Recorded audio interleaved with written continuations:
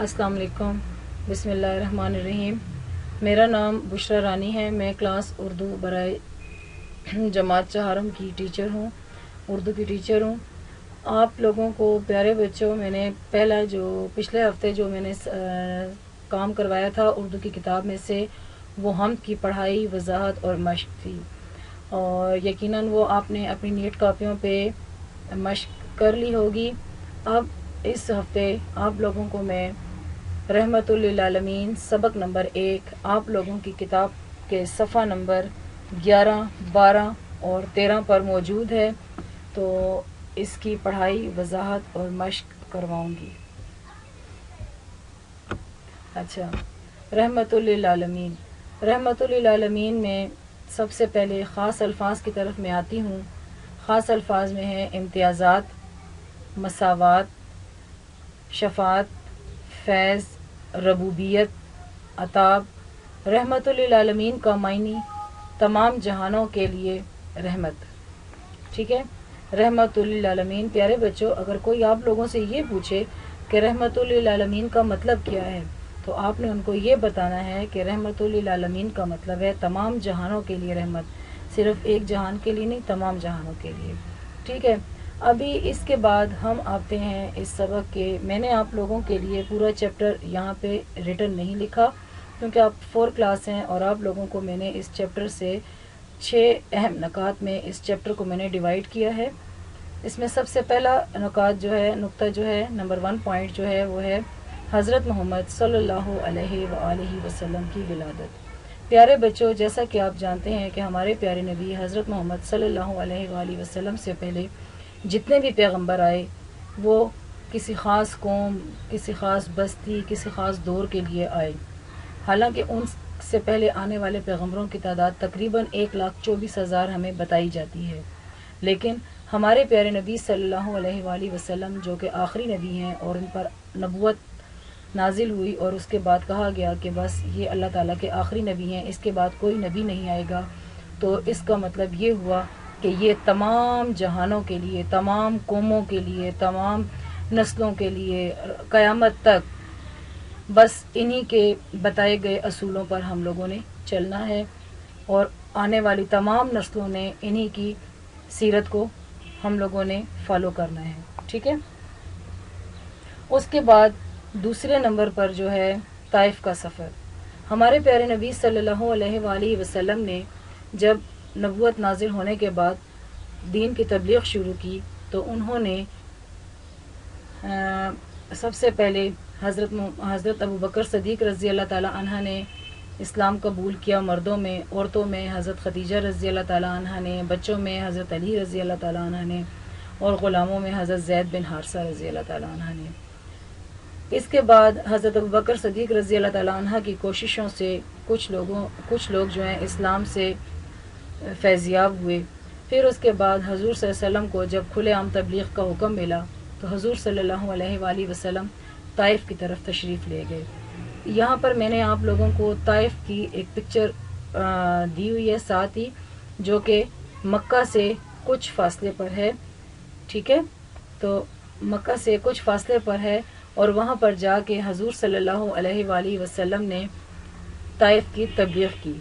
वहाँ के सरदारों ने नौजवानों को कहा और बच्चों को कहा कि हज़ूर सल्लल्लाहु अलैहि वसल्लम का मजाक उड़ाया जाए और उन पर पत्थर बरसाए जाएं।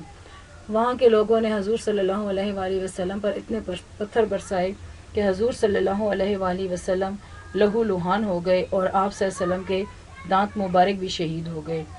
इतने में फरिश्ता, पहाड़ों का फरिश्ता आप सल्लल्लाहु अलैहि वसल्लम की खिदमत में हाजिर हुआ और अर्ज़ किया कि ए रसूलुल्लाह, आप मुझे हुक्म दें कि मैं इन पर पहाड़ उलट दूं।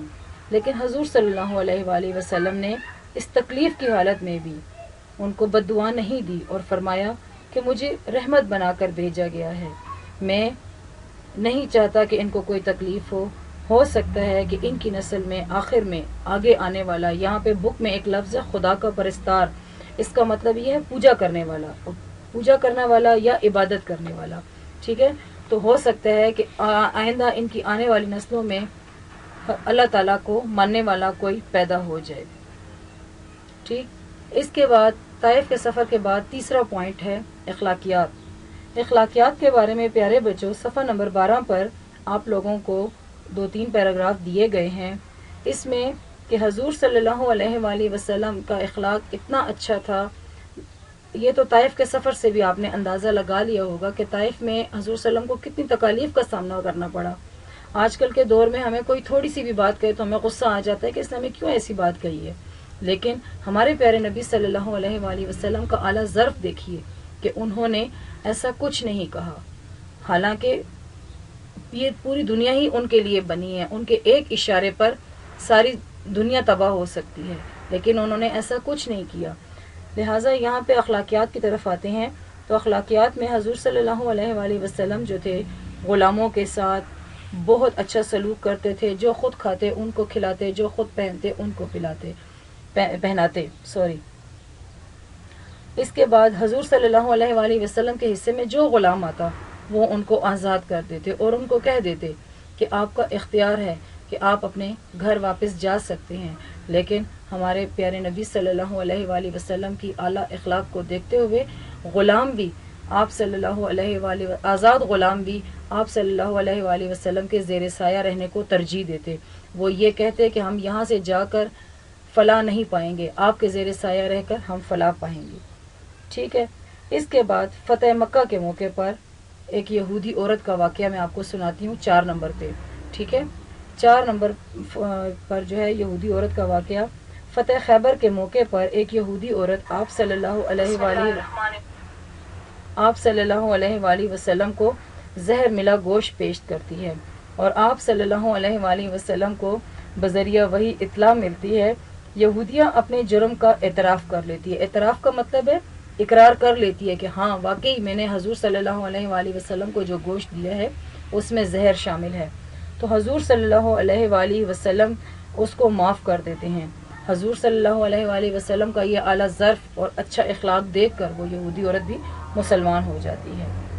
اب اس کے بعد جو ہے فاتح مکہ کی حیثیت سے حضور صلی اللہ علیہ وآلہ وسلم کا کردار دیکھیں پیارے بچوں، کہ ہمارے پیارے نبی صلی اللہ علیہ وآلہ وسلم جب فتح مکہ کی حیثیت سے خانہ کعبہ میں داخل ہوئے تو اس وقت تمام کفار اور حضور صلی اللہ علیہ وآلہ وسلم کے وہ دشمن، وہ جانی دشمن کے جنہوں نے حضور صلی اللہ علیہ وآلہ وسلم کو، ان کے خاندان کو طرح طرح کی تکلیفیں پہنچائی، ہر طرح کی جو ان کے بس میں تھا انہوں نے ہر طریقے سے تکلیف پہنچائی، لیکن انہوں نے وہ یہ ڈر رہے تھے کہ پتہ نہیں ہمارے ساتھ حضور صلی اللہ علیہ وآلہ وسلم کیا سلوک کریں گے، لیکن ہمارے پیارے نبی صلی اللہ علیہ وآلہ وسلم کی اعلیٰ ظرفی اور اعلیٰ اخلاق کا مظاہرہ دیکھیں کہ ہمارے پیارے نبی صلی اللہ علیہ وآلہ وسلم نے جو ہی مکہ میں قدم رکھا تو ان کی گردن اللہ تعالیٰ کے آگے عاجزی سے جھکی ہوئی تھی، اور انہوں نے علل اعلان کہہ دیا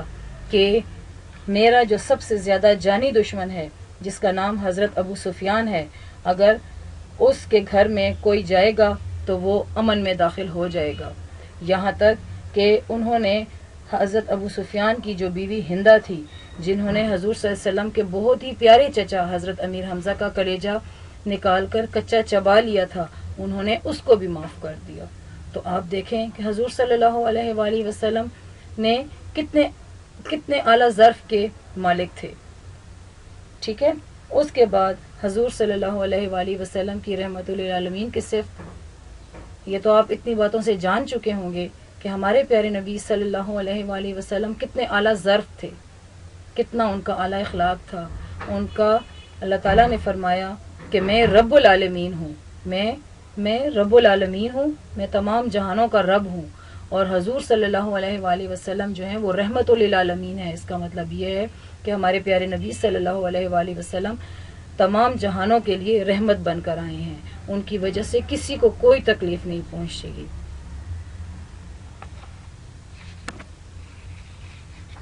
اچھا، اب اس کے مقاصد، سبق کے مقاصد دیکھیں پیارے بچوں۔ میں امید کرتی ہوں کہ ان تمام نکات کے ذریعے آپ حضرت محمد صلی اللہ علیہ وسلم کی زندگی کے بارے میں اچھی طرح جان چکے ہوں گے۔ آپ حضرت محمد صلی اللہ علیہ وآلہ وسلم کے اخلاق حسنہ اور سیرت کو سامنے رکھتے ہوئے اپنی زندگی کو بہتر طریقے سے گزار سکتے ہیں، تاکہ ہم دنیا اور آخرت دونوں میں فلاح پا سکیں۔ اگر ہم اپنے پیارے نبی کا اخلاق اپنائیں گے، ہم ان کے درجے تک تو نہیں پہنچ سکتے اور نہ کبھی پہنچ سکیں گے، لیکن ہم ان کی سیرت میں موجود جو اچھی اچھی باتیں ہیں، جتنی بھی اچھی باتیں ہیں، ہم ان کو اپنے اندر ڈالنے کی کوشش کریں گے تو انشاءاللہ تعالی ہم ایک اچھے انسان بن جائیں گے اور ہمیں پھر دنیا اور آخرت میں کامیابی حاصل ہوگی۔ اور یہ کہ ہمارے پیارے نبی صلی اللہ علیہ وآلہ وسلم صرف مسلمانوں ہی کے لیے نہیں بلکہ تمام جہانوں کے لیے رحمت بن کر آئے۔ اس خزانہ رحمت سے دوست، دشمن، کافر و مسلم، مرد و عورت، امیر و غریب، چھوٹے بڑے، انسان و حیوان، ہر ایک نے برابر کا فیض پایا ہے۔ ان باتوں کو تو آپ سمجھ چکے ہوں گے۔ اب قرآن پاک میں دیکھیں کہ اللہ تعالیٰ نے کافی جگہ پہ حضور صلی اللہ علیہ وسلم کی صفات کے بارے میں ارشاد فرمایا ہے، اور 2 کا میں نے ترجمہ جو کہ آپ کی بک کے صفحہ نمبر 14 پر موجود ہے، آپ صفحہ پلٹیں تو دیکھیں کہ عربی لکھی ہوئی ہے، وما ارسلناکا، پہلی جو آیت ہے وما ارسلناکا الا رحمت للعالمین، اس کا ترجمہ میں نے یہاں پہ آپ لوگوں کے لیے لکھا ہے، ہم نے آپ صلی اللہ علیہ وآلہ وسلم کو تمام جہانوں کے لیے رحمت بنا کر بھیجا۔ اس کے بعد اس کے نیچے آخر میں جو دوسری آیت ہے اس میں ارشاد ربانی ہے، لَقَدْ كَانَ لَكُمْ فِي رَسُولِ اللَّهِ أُسْوَةٌ حَسَنَةٌ، رسول اللہ صلی اللہ علیہ وآلہ وسلم کی ذات پاک ہی تمہارے لیے بہترین نمونہ ہے۔ اس کے بعد اس کے الفاظ معنی کی طرف آئیں گے۔ الفاظ معنی میں یہ تمام الفاظ معنی، کوسچن آنسر، جو میں آپ کو مشقی سوالات بتاتی جاؤں گی وہ آپ لوگوں نے اپنی نیٹ کاپی پر لکھنے ہیں، ٹھیک ہے؟ چلیں اچھا، سب سے پہلے الفاظ معنی کی طرف آتے ہیں۔ نمبر 1 ہے شفاعت، سفارش۔ نمبر 2 عتاب، غصہ۔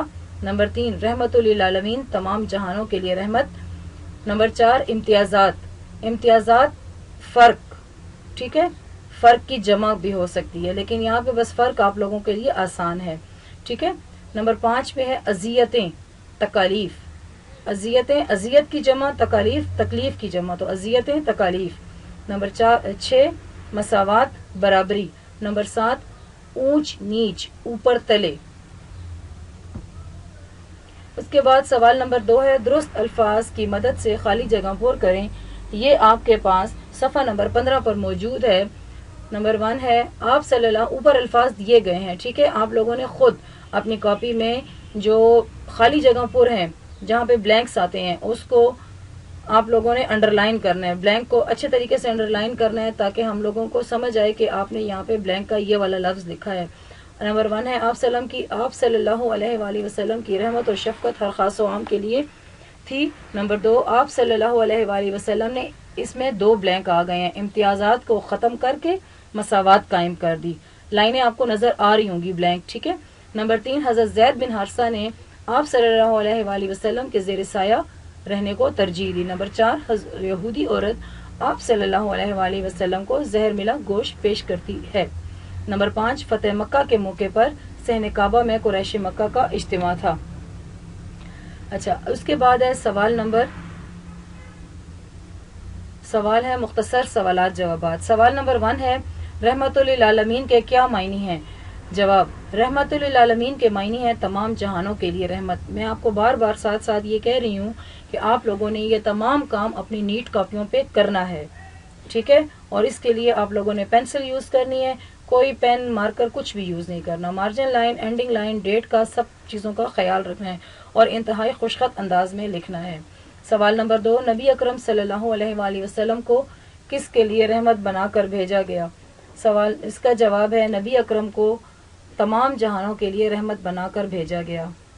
اس کے بعد ہے سوال نمبر 3 ہے طائف کا واقعہ بیان کریں۔ وہ تو آسان الفاظ میں نے آپ کو بتا دیا تھا لیکن یہاں پہ آپ لوگوں کے لیے لکھ دیا ہے اور یہ لانگ کوسچن کے طور پہ آپ لوگوں نے اس کو یاد کرنا ہوگا۔ جواب ہے اس کا، ایک دفعہ تبلیغ اسلام کے سلسلے میں آپ طائف تشریف لے گئے، وہاں کے لوگوں نے آپ کا مذاق اڑایا اور پتھر برسائے، آپ کے دانت مبارک شہید ہو گئے۔ پہاڑوں کے فرشتے نے حاضر ہو کر عرض کیا، یا رسول اللہ اگر آپ فرمائیں تو میں اس بستی پر پہاڑ الٹ دوں، تو آپ نے فرمایا نہیں، اللہ نے مجھے رحمت بنا کر بھیجا ہے، شاید ان کی نسل میں کوئی خدا کو ماننے والا پیدا ہو۔ سمجھ آ گئی ہوگی؟ بک میں جو ہے نا خدا کا پرستار لکھا ہوا ہے، پرستار، تو میں نے اس کو آسان الفاظ میں لکھ دیا کہ خدا کو ماننے والا۔ سوال نمبر 4 ہے فتح مکہ کے موقع پر آپ صلی اللہ علیہ وآلہ وسلم نے اہل مکہ کے ساتھ کیا سلوک کیا؟ جواب: فتح مکہ کے موقع پر آپ صلی اللہ علیہ وآلہ وسلم نے اہل مکہ کو معاف کر دیا۔ سوال نمبر 5، غلاموں کے ساتھ آپ کیسا سلوک روا رکھتے تھے؟ جواب: غلاموں کے ساتھ آپ صلی اللہ علیہ وسلم رحمت دلی کا سلوک رکھتے تھے۔ اس کے بعد سرگرمی نمبر 1 ہے کہ آپ نے حضور صلی اللہ علیہ وآلہ وسلم کے اخلاق حسنہ پر ایک حدیث یاد کرنی ہے عربی کے ساتھ، ٹھیک ہے، اور اس کا ترجمہ بھی یاد کرنا ہے۔ یہ نہ ہو کہ آپ عربی نہ لکھیں اور کہیں کہ صرف ترجمہ ہی، عربی بھی لکھنی ہے اور ترجمہ بھی لکھنا ہے۔ عربی لکھتے وقت زیر زبر پیش کی اور اعراب کا خاص خیال رکھنا ہے، جیسا کہ سامنے دیا گیا ہے۔ انکا لعلی خلق عظیم، خلق عظیم، بے شک آپ صلی اللہ علیہ وسلم اخلاق کے بلند مرتبے پر ہیں۔ اس کے بعد املا کے الفاظ ہیں: عطاب، شفاعت، ربوبیت، فیض، لہو لہان، مساوات، حیوانات و نباتات، امتیازات۔ شکریہ کہنے سے پہلے بیٹا میں آپ لوگوں کو دوبارہ کہوں گی کہ آپ لوگوں نے اس مشق کو اچھے طریقے سے اپنی نیٹ کاپیوں پہ لکھنا ہے، اور اس چیپٹر کو میں امید کرتی ہوں کہ آپ لوگ بہت اچھے طریقے سے سمجھ چکے ہوں گے۔ انشاءاللہ اگلے ہفتے ہمارا جو دوسرا چیپٹر ہے صحت اور صفائی، اس کے ساتھ پھر ہم اگلے ہفتے ملیں گے۔ اللہ حافظ، شکریہ۔